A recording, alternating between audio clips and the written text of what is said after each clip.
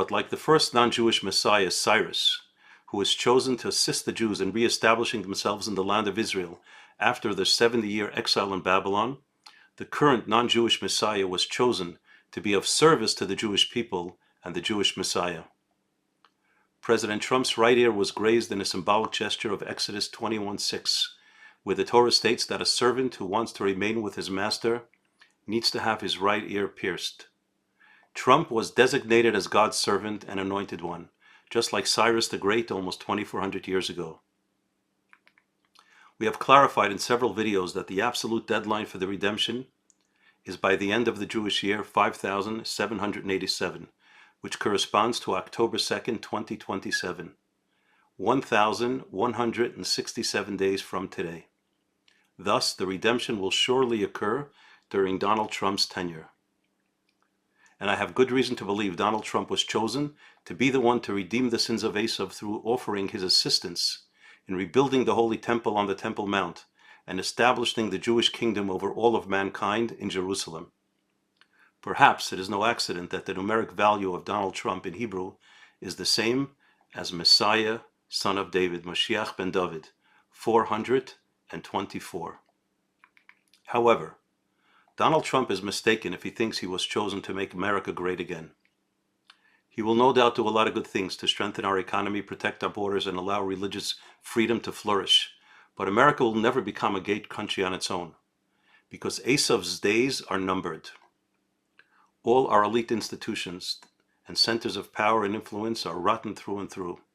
The majority of Americans under 30 who are college educated and who are the future leaders of America support the vicious monsters of Hamas rather than the holy and courageous soldiers of the IDF. No human being, even Donald Trump, can reverse this. No. The greatness of America does not lie in its own success. America will be great when the Messiah comes. And the leader of this country, on behalf of all the good people in this country, will humbly present himself to the Jewish Messiah and ask him to accept the United States of America into a new alliance of countries who accept the leadership of the Messiah. A new United Nations will replace the current cesspool that goes by that fraudulent name. A real United Nations, united to serve God, led by the Messiah and based in Jerusalem. And my feeling is that the United States under President Trump will be the first nation to join. The meaning of the MAGA movement needs to be adjusted. America was a great idea, but it was never realized. When the American government under FDR chose not to lift a finger to save the Jews from Hitler's inferno, America was not great. They slammed the door shut even to Jews who miraculously were able to escape from the clutches of Nazi Germany. How great was that?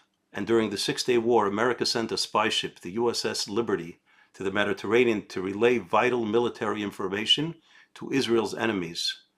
How great was that? Although Trump can make America safer and more prosperous, he cannot make America great. And that is not what he was chosen for. I believe he has a much greater historic role.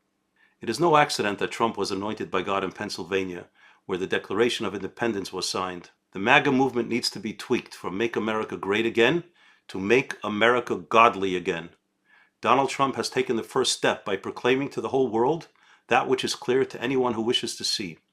The entire episode on Shabbat of July 13th in Butler, Pennsylvania was clearly orchestrated by God. And the fact that President Trump turned his head a mere second before the shot grazed his ear was clearly miraculous. I believe this man was chosen to be the one to represent Western society in greeting the Messiah in Jerusalem, chosen to bow his head in humility to Mashiach, and to offer America's complete unconditional assistance to completely eradicate all of the enemies of the Jews and of God, and in the establishment of the eternal kingdom of the Messiah, son of David, who will lead all of mankind to lead moral and holy lives. Numbers chapter 24, where it was specifically a non-Jewish prophet, Bilam, who was chosen to proclaim in the name of God almost 3,300 years ago. I see it, but not now. I perceive it, but not in the near future. A star shall go forth from Jacob, and a staff shall arise in Israel, crushing their enemies and dominating all of mankind. Edom shall be demolished, and Israel shall be triumphant.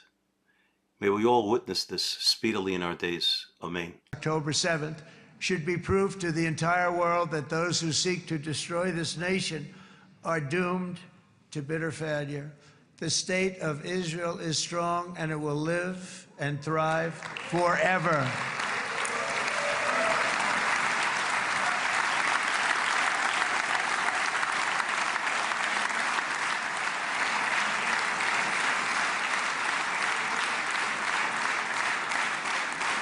And that is why Israel will always remain a vital ally of the United States of America. Israelis share our values, field one of the world's most powerful militaries. You really do. You have an amazing, what a job you've done. And have one of the most innovative economies on earth. Those are just a few of the reasons why I'm proud to be the best friend that Israel has ever had. And they all say it in the White House. They all say it. I guess it's true because everybody says it, baby. You said it today. Thank you. But as president, I terminated the disastrous Iran nuclear deal, and ultimately I terminated Iran's nuclear program with things called B-2 bombers. It was swift, and it was accurate, and it was a military beauty. I authorized the spending of billions of dollars, which went to Israel's defense, as you know. And after years of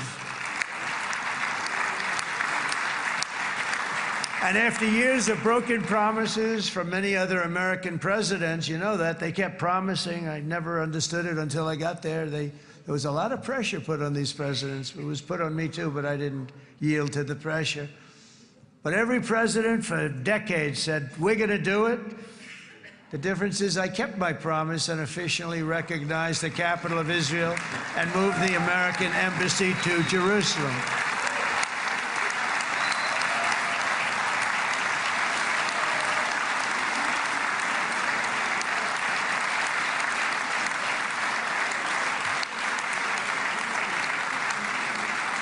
Isn't that right, Miriam? Look at Miriam. She's back there. Stand up, Miriam. Stand up.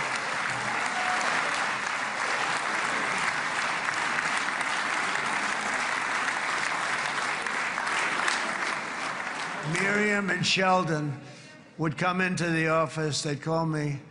He'd call me. I think they had more trips to the White House than anybody else I could think of. Look at her sitting there so innocently. She's got 60 billion in the bank, 60 billion. And I think she's saying no more. And she loves Israel, but she loves it, and they would come in, and her husband was a very aggressive man, but I loved him. He was a very aggressive, very supportive of me. And he'd call up, can I come over and see you? I say, Sheldon, I'm the president of the United States. It doesn't work that way. He'd come in, but they were very responsible for so much, including getting me thinking about Golan Heights, which is probably one of the greatest things to ever happen to Israel.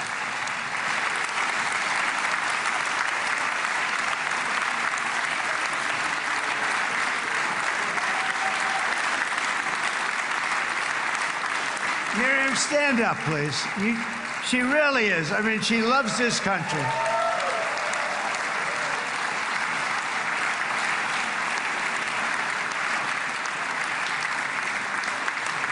She loves this country. Her and her husband are so incredible. We miss him so dearly. But I actually asked her, I'm going to get her in trouble with this, but I actually asked her once, I said, so Miriam, I know you love Israel. What do you love more, the United States or Israel? She refused to answer. That might mean Israel, I must say.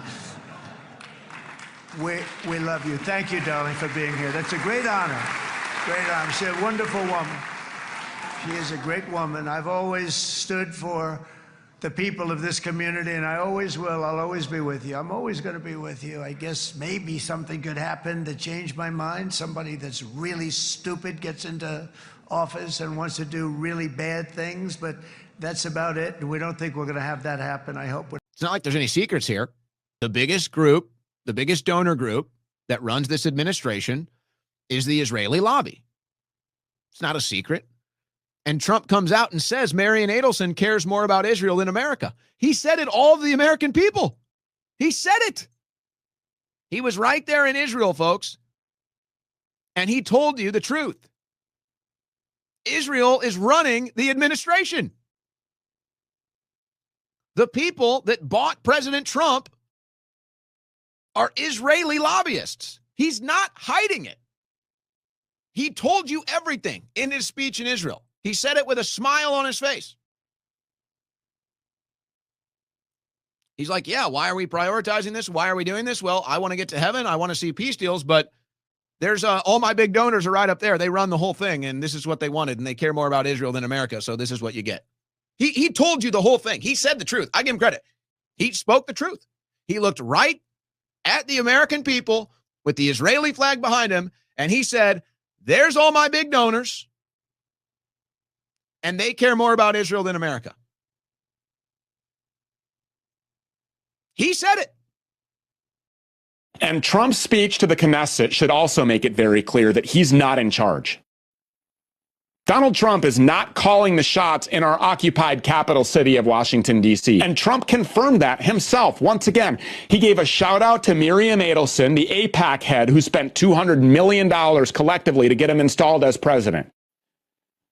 He openly talked about how Miriam and her now dead husband Sheldon would show up at the White House on demand and tell him what to do. Kind of like Benjamin Netanyahu.